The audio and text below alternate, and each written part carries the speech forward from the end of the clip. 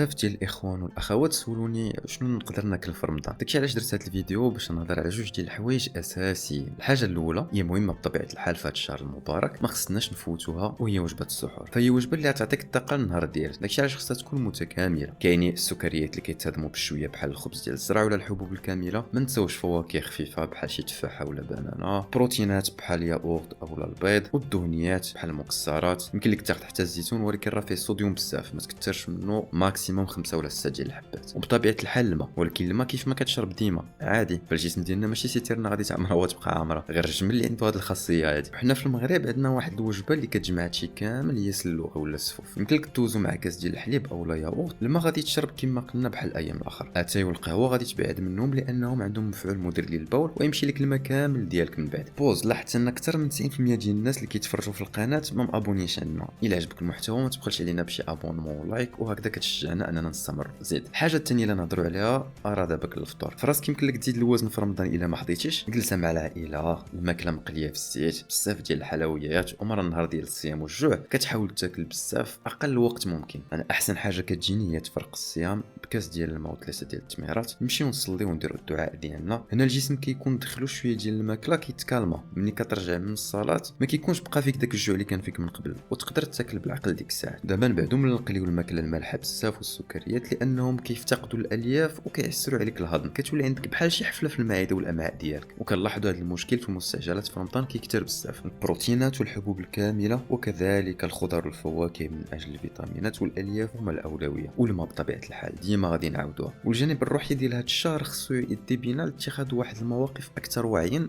وصحه تجاه الخيارات الغذائيه ديالنا. دمتم في رعايه الله.